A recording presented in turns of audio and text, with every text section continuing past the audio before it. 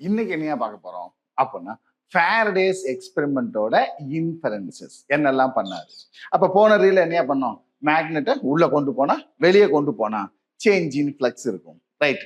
இப்ப நம்மால என்ன பண்றேன், வேகமா கொண்டு போறேன் வேகமா கொண்டு போறேன் when it is moving faster. சரி, இப்ப இதை ஸ்டேஷனரியை வச்சுட்டு இதை மூவ் பண்ணலாமா? எஸ். இதை ஸ்டேஷனரியை வச்சுட்டு இதை மூவ் பண்ணலாமா? எஸ். ரெண்டையுமே மூவ் பண்ணலாமா? எஸ்.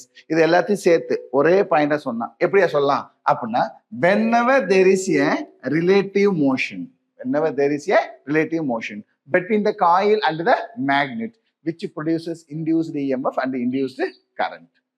அப்ப நம்மால என்ன பண்ணுவான் சார், வேகமா போனா என்ன சார் ஆகும், வேகமா போனா என்ன ஆகும், கட்டாயம் சேரும் கட்டாயம் சேரும் அப்படிங்கிறது கட்டாயம் சேரும் கட்டாயம் சேரும் கட்டாயம் சேரும் கட்டாயம் சேரும் அப்படி மாறும். அப்ப என்ன ஆகும், சேஞ்ச் இன் ஃப்ளக்ஸ் அப்படிங்கிறது ஜாஸ்தியா இருக்கும். அப்ப என்ன ஆகும், இன்டியூஸ்டு கரண்ட் கொஞ்சம் ஜாஸ்தியா இருக்கும். சரி சார், நான் வேகமா போகல சார், நான் kept stationery inside the coil, காயிலுக்குள்ள ஸ்டேஷனரியா வச்சுட்டேன் சார். அப்ப என்ன சார் ஆகும், அப்ப சேஞ்ச் இன் ஃப்ளக்ஸ் இருக்காது, அப்ப இன்டியூஸ்டு கரண்ட் வராது. அடுத்து நம்மளால யோசிப்பான், ஏன் சார் இந்த மேக்னோட தலையில வச்சு நார்த்து சவுத் நார்த்துன்னு வச்சா என்ன சார் ஆகும், அப்ப இந்த deflection is the opposite direction. சரி சார், அப்ப இன்டியூஸ்டு கரண்ட் எனக்கு நிறைய வருமா, டெஃப்ளெக்ஷன் நிறைய இருக்குமா? இல்ல, இந்த டெஃப்ளெக்ஷன் இஸ் மொமெண்டரி.